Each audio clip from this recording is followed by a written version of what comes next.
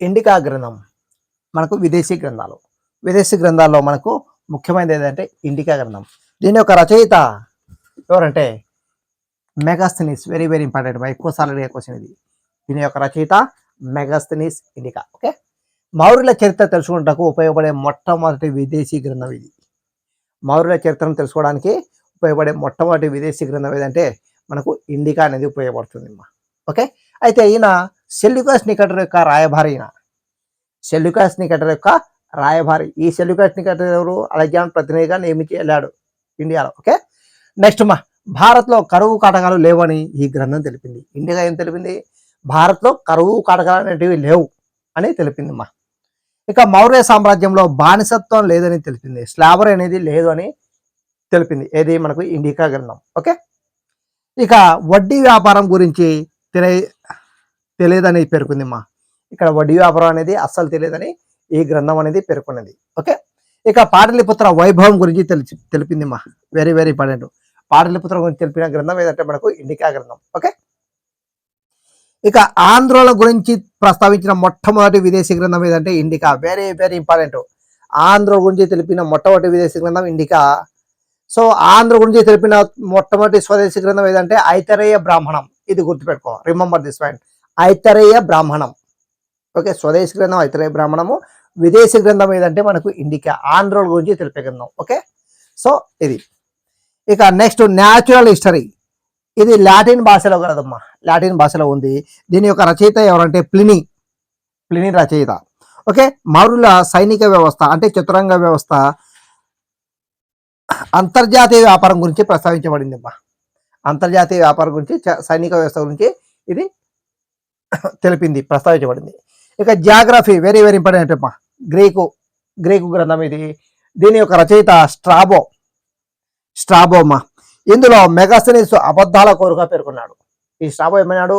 మెగాస్థెనీస్ ఉత్త అబద్ధాల కోరు అని పేర్కొన్నాడు అమ్మా. ఓకే, ఇక చంద్రగుప్త మౌర్యుడు సెల్యూకస్ నికేటర్ను ఓడించి అతని కుమార్తె హెలినాను వివాహం చేసుకున్నట్లు ఈ గ్రంథం తెలుపుతుంది. Very very important.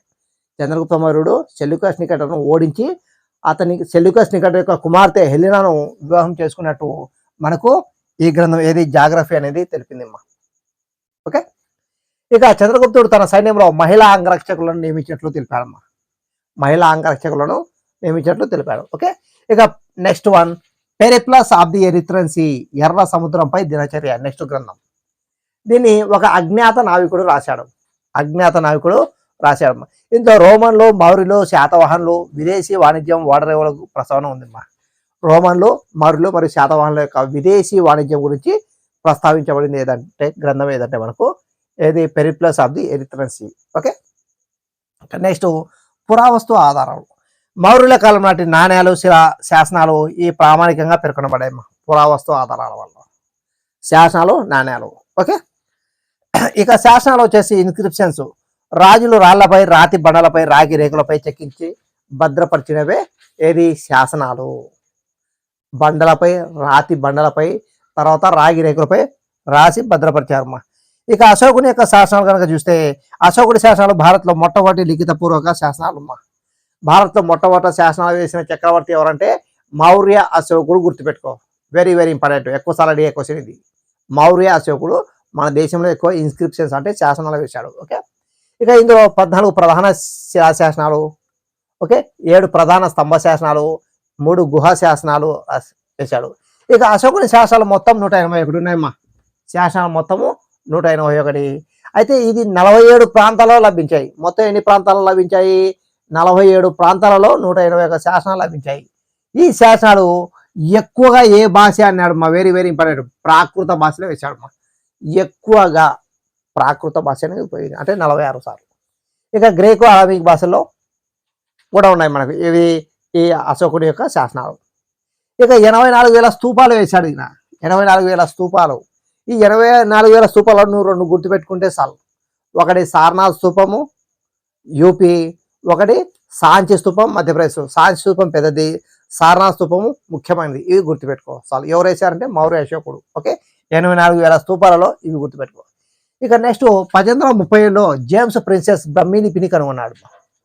1837లో James princess British వ్యక్తి ఈయన బ్రహ్మీ లిపిని కనుగొన్నాడు. ఓకే.